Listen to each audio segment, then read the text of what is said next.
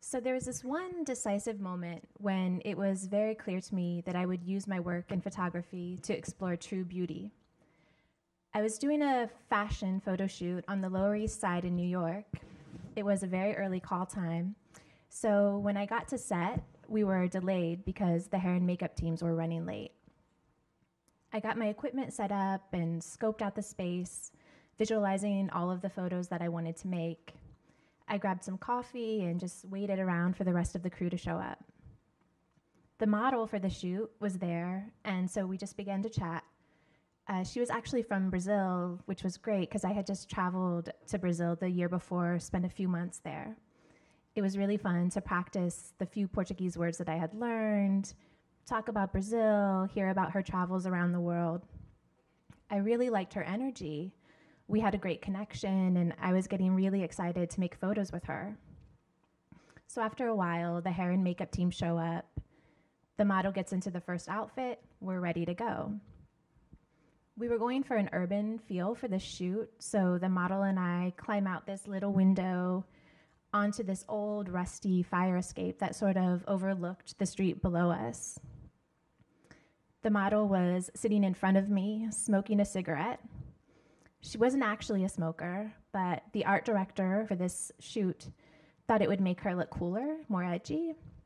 So just a couple of minutes before we were ready to start, she sent the photo assistant to the corner store to get a pack of cigarettes. Okay.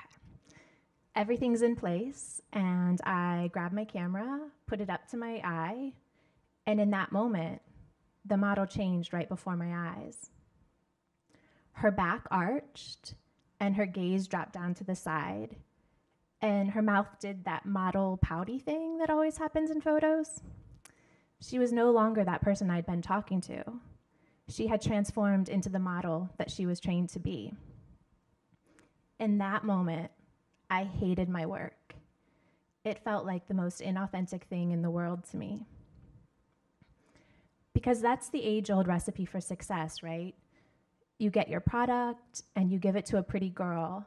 You make an image, and a lot of times you modify that image to a completely unrealistic level. You put it into all of your advertising, and you make real women feel like that's what they should aspire to be. I hated being a part of that system. I wanted to tell a different story about bodies and beauty, so I decided to go back to Brazil. I loved the diversity of beauty there and the way that Brazil truly felt like a melting pot. Indigenous, European, African, Asian, all mixed together over generations. It felt like the perfect place to talk about bodies and the stories that they can tell. So I packed up my life in New York, went back to Brazil, and started making photos. I was just learning Portuguese, didn't know a lot of people, so I started with my small group of acquaintances and took a lot of portraits, all different settings and positions. And something that I learned really early on is that women's bodies are inherently viewed as sexual, even when men's bodies are not. If I showed a nude woman in my photos, people almost always saw that as a sexual image. I wanted to create a new narrative about bodies, so I needed to find a way to show women's bodies without a sexual connotation. So after a lot of experimentation, I eventually decided that I would create portraits shot from the back. My project Female was born. I found 4 women to start and created a little photo studio in my apartment. I had a white wall that I used as a background and lots of natural light in the space. The women would sit or stand facing the wall, and I'd photograph their backs. Really simple. In the beginning, I would suggest poses, tilt your head this way, move your arm a little bit this way. But pretty quickly, I realized that the most interesting part was just the differences in their natural posture. The part of all of this that was completely stunning to me was how the women reacted to seeing their own portraits. They didn't recognize themselves. They didn't really believe that that was them.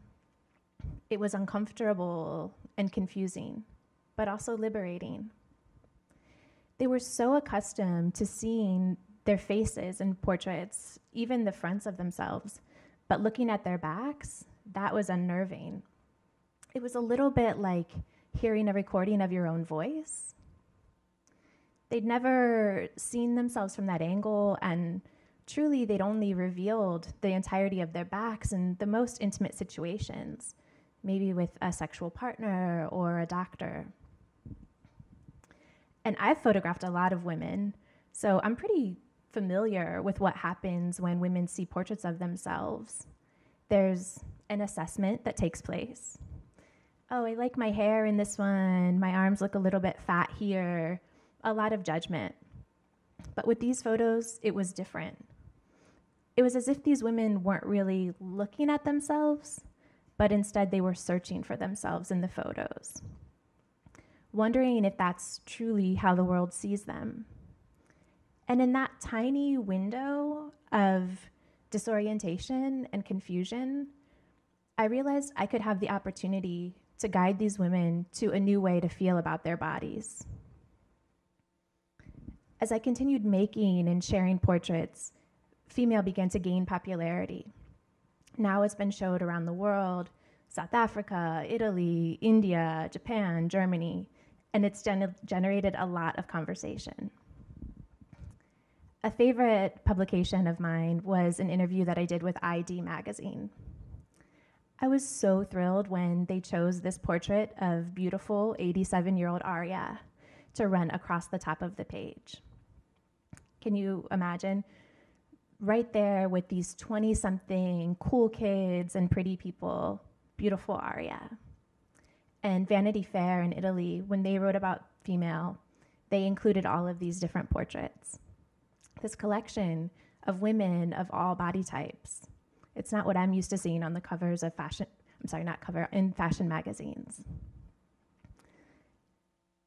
I felt great because I felt like I'd moved so far away from that system that objectifies women. And I found a way to create beautiful images that could change the very limited way that we think about female beauty. So I've tried to wrap my mind around what it is about this project that resonates with so many people across the world. And I discovered this German term, Hickenfigur. Sorry, I don't speak German. And if you translate that literally, it means back figure. You could understand it to mean a figure viewed from behind. And this is a compositional device used by artists, generally painters.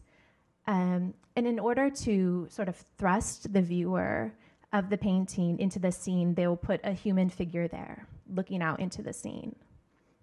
The subject is often overlooking a vast landscape, really a direct observer.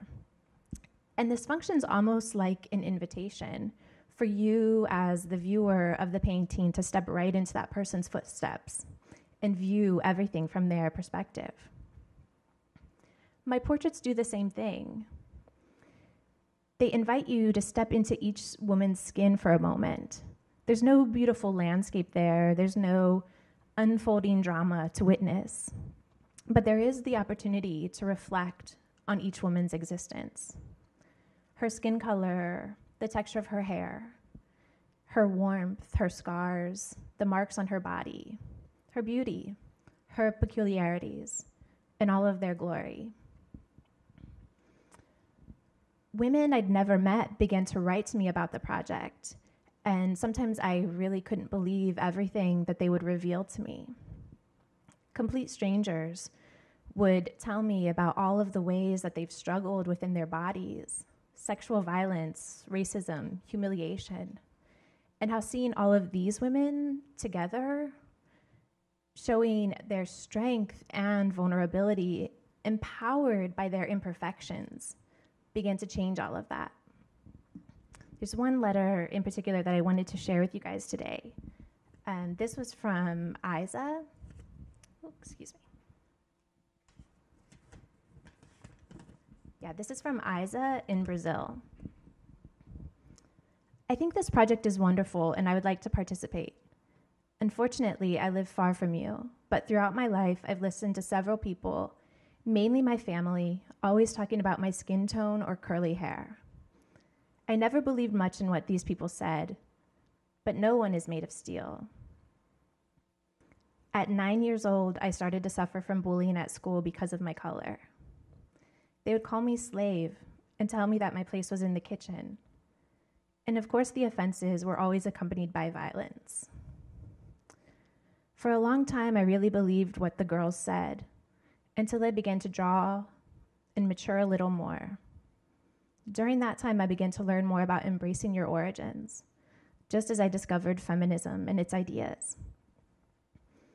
I am who I am today thanks to my roots, and I'm very proud of that. This project is so important to me because in this way, other girls that, like me, have suffered or continue to suffer from this type of discrimination can pass through the same experience that I have and understand that above all, they should be proud of who they are, even when the world tries to tell them who they should be. From Isa. So I was kind of blown away by that. 15 years old, that's a lot of wisdom. And in those first months, receiving those intimate messages, I really began to understand how much damage was being done to women and their self-images in the name of this beauty myth. As women, so much of our perceived societal value is wrapped up in our physical appearance. We receive messages about how we should look and what about us isn't good enough, starting at just a couple of years old. And even when we get older and we begin to understand that so much of this is based in patriarchy and perpetuated by companies that stand to profit from our insecurities, these messages are often internalized. And we struggle to remember that they're not the truth. But they are not the true story. Of course, I think that these portraits alone are beautiful. But what I think is most powerful about female is how every woman who participates is very intimately involved. As a part of the project, I invite each woman to write her own personal reflection, and that serves as a caption that goes along with her portrait. It's important to me that this is a collaborative experience, not just my perspective on each woman, but also her own personal expression. These women are my teachers, and their strength and vulnerability, they've shown me what true beauty is. True beauty is the one-of-a-kind mark on our skin that as children we may be ashamed of, but as we get older and understand more about the world, we see that it connects us to the most spiritual parts of who we are. It's the resilience I see when I look at Angel, who scheduled a portrait session with me, but warned me ahead of time that because she's battling a chronic illness and some days just doesn't feel good enough to leave the house, she may need to call and cancel on portrait day. It's the obvious links that I see between generations when I photograph a mother and daughter together, or in this case, a grandmother and a granddaughter together. It's the search for belonging of a biracial woman who doesn't fit neatly into a black or white box. And the courage of publicly transitioning to living your life as a woman after decades of publicly identifying as a man. The story of hours of work and effort that you put into building a strong and fierce body, or the discoloration on your skin from the hours that you've spent under the sun mastering the sport that you love. For those like Sita, who carry the gift of melanin in their skin, it's the recognition of the ritual and the struggle of your ancestors and how that has shaped who you are today. Beauty is the marks that we choose to use to adorn our bodies as we move through different phases of our lives. And the poetry of femininity that exudes even into the point of a flower in your hair. It's also the individuality of someone who doesn't fit into a stereotypical feminine space, but takes great pride in being a woman. And the scars that show the tolls placed on our body, but also demonstrate our incredible capacity to heal. It's the recognition of how our bodies can hold on to weight and struggle from a much younger age. And maybe most of all, it's the gratitude that we have toward our bodies for being our most intimate witnesses to the challenge and struggles of recent years. To quote Kennedy, who I photographed when I was in San Francisco, "My worth doesn't lie in how I present or sexualize my body to the outside world, but in the freckles, scars, and tan lines I accumulate from living my life authentically." I learned so much from working on Female that I've actually changed all of my work to focus solely on creating empowering portraiture of women. This year, I opened a portrait studio that just focuses on that, celebrating women and the various stages of their lives. It's been such an honor for me to find this way to use photography purposefully, to create an opportunity for these women to get very in touch with how they feel about their bodies and to reclaim what their bodies mean to them. I feel like I've discovered the magic of creating a safe space for women to feel strong and beautiful in their vulnerability and individuality. None of this is about perfection. It's all about being real. And it's amazing what happens when you have the courage to resist living your life as a performance for others and really begin to stand in your true light.